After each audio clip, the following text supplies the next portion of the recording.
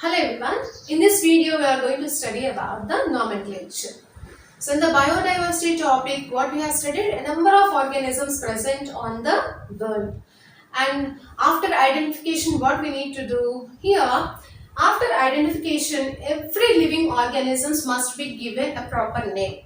What is the necessity of giving the name? Because there are different places are present all over the world, and in that places different types of languages were spoken. There will be confusion occurs to the scientists present all over the world. To avoid that problem, so those names need to be standardized. That means for worldwide same type of names, one type of names only followed. So for that, several principles and some criteria was, and the naming of the organisms is called as nomenclature. Those nomenclature was accepted by the biologists present all over the world. Here, the naming of the organisms is called as nomenclature. Before giving the names for a living organism, one should know the kind of the features exhibited, which is need to be identified properly. That is called as identification. Before giving the name to any living organism, first of all, it need to be identified properly. Then only it will be given the name. Here, the biologists follow a certain procedure for giving the names and all those. First, it was identified first, and then it was given a proper name, and then it was categorized. That is classification. Here different types of living organisms present, right? Who will give the names for all of them? For the plants, the ICBN will give the names. That is International Code of Botanical Nomenclature. They assign the names for the plants. For the animals, International Code of Zoological Nomenclature.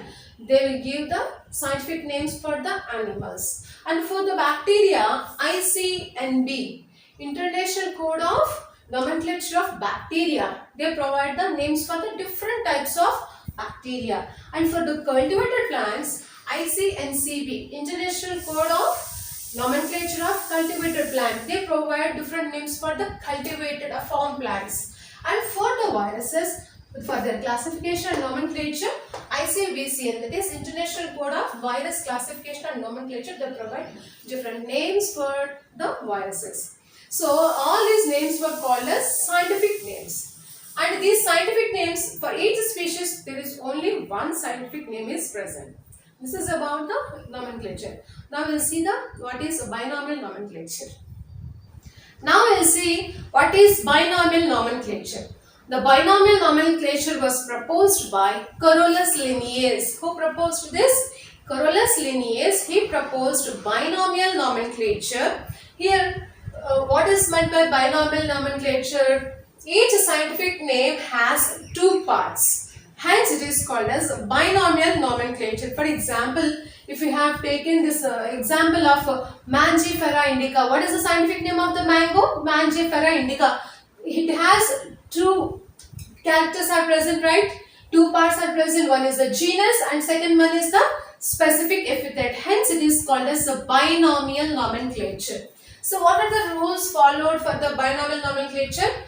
Here, binomial nomenclature, the scientific names was in a Latin language. All the names are in which language? Latin language. Here, only one name is given for each species, and each name has two words already known. So it has two words, hence it is called as the binomial nomenclature. So what are the two words are called? The first word is called as a genus, and the second word is called as species or specific epithet. And here genus always starts with a capital letter and the species starts with a small letter. And here if any scientist name has to be written, that scientist name should be written after the specific epithet in the form of abbreviated form. For example, the mango scientific name Mangifera indica. Here, after Mangifera indica, Lin is given. Who is this Lin? Lin is nothing but the Linnaeus. Linnaeus has given the name, hence we have given Lin. And here, if we are printing or if we are typing the names, scientific names, they should be in italic form. They should be in italic form. If we are writing, if we are handwriting, the names should be separately underlined. The names should be separately underlined. So these are the rules of the binomial nomenclature, and all these three together called as binomial epithet. And now you see some of the examples of the scientific names. The human beings, the scientific name is the Homo sapiens. Homo is the genus, sapiens is the species. Lion scientific name is the Panthera leo. Panthera is the genus, Leo is the species or specific epithet. Dog scientific name is Canis familiaris. Onion, Allium cepa. Wheat scientific name is Triticum aestiva. Pigeon scientific name is Columba livia. Rose scientific name Rosa indica, and brinjal scientific name is Solanum melangina. This is about the binomial nomenclature. The next topic is the classification of living organisms. We know that a vast range of a wide variety of living organisms are present on Earth. If we want to study those living organisms, individual study of those organisms is very tough because the number of organisms are present. We cannot study each and every living organisms. So that is why we have categorized the living organisms based on the similarities and differences. What are the similarities and differences exhibited by those living organisms? They have been categorized into groups and subgroups. So that is called as classification. So here it is a process of categorizing the different organisms on the basis of easily observable characters. Okay, that is called as classification. So here the specific characters shown by some organism that help us to assign a category, that is called as taxa. Here all living organisms are classified into different taxa. Here what is a taxonomy? Taxonomy is a Greek word. It was given by, the name taxonomy was coined by Condell. The taxonomy is a branch of science which deals with principles and procedures of classification. So what is a taxonomy actually? It is nothing but the study of principles and procedures of classification is called as taxonomy. There are two types of taxonomies. One is the classical taxonomy and another one is the modern taxonomy. In the classical taxonomy, in the olden days, only the morphological characters of the living organisms were studied and that was categorized. That is called as classical taxonomy. And modern days, not only the external characters, internal characters, cell structures and all those things were studied. That is called as modern taxonomy. Here this categorization, classification of living organisms, all those done, right? Here the characterization, identification, next classification and nomenclature, all these are the procedures are basis for the taxonomy. So what are the basis of taxonomy? What we studied in the taxonomy? Characterization or identification, classification and nomenclature was done in the taxonomy. Here the classification of organisms it is an age-old practice.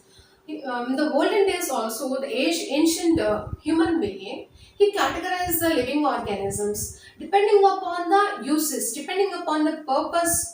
He categorized the living organisms. Some of the living organisms was used for him as a food. Some living organisms are used as a shelter purpose. Some organisms are used for clothing. Depending upon the uses, he categorized the living organisms. Not only that, in the Vedic period also, the classification was done.